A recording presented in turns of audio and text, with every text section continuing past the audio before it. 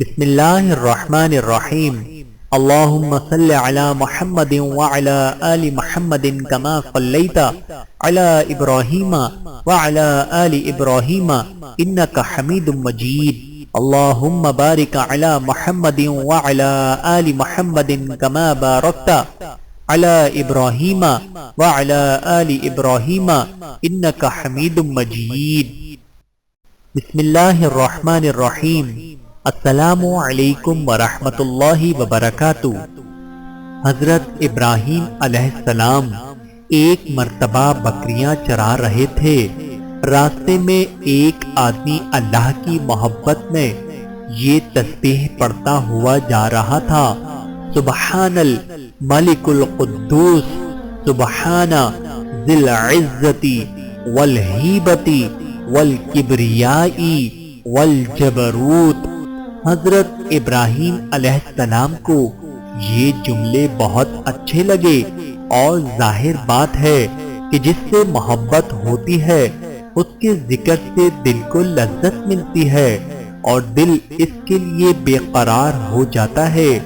لہذا حضرت ابراہیم علیہ السلام نے اس آدمی سے درخواست کی کہ وہ اللہ کی تعریف کے یہ جملے ایک بار دہرائے، تو اس نے کہا کہ میں دوبارہ پڑھوں گا تو آپ مجھے کیا دیں گے؟ حضرت ابراہیم علیہ السلام نے فرمایا کہ میں آپ کو اپنی آدھی بکریاں دے دوں گا۔ اس شخص نے وہ تسبیح دوبارہ پڑھ دی اور آپ علیہ السلام نے اپنی آدھی بکریاں اس کو دے دی، مگر جب آپ نے ان جملوں کو سنا تو محبت خدا بندی سے اور زیادہ بے قرار ہو گئے اور اس سے ایک بار پھر پڑھنے کی درخواست کی۔ تو اس نے پوچھا کہ اب کہ پڑھوں گا تو کیا دو گے؟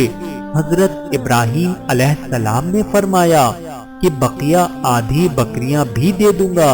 تو اس نے پھر ان جملوں کو پڑھ دیا اور آپ نے باقی بکریاں بھی اس کو دے دی، مگر حضرت ابراہیم علیہ السلام کی پیاس نہ بجھی اور آپ علیہ السلام نے اس سے پھر پڑھنے کے لیے فرمایا۔ اس نے کہا کہ اب تو آپ کی ساری بکریاں ختم ہو گئیں، میں اب پڑھوں گا تو کیا دو گے؟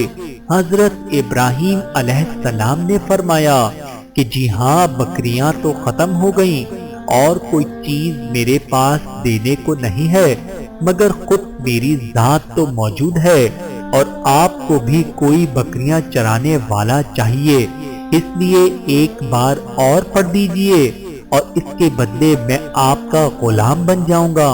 آپ مجھ سے ان بکریوں کو چرانے کا کام لے لیں۔ اللہ اکبر! یہ سن کر اس آدمی نے کہا کہ دراصل میں اللہ کا فرشتہ ہوں، تمہارا امتحان لینے آیا تھا کہ آپ کو اللہ سے کتنی محبت ہے، یہ میں دیکھنا چاہتا تھا۔ آپ کامیاب ہو گئے، یہ لیجئے آپ کی بکریاں۔ سبحان اللہ!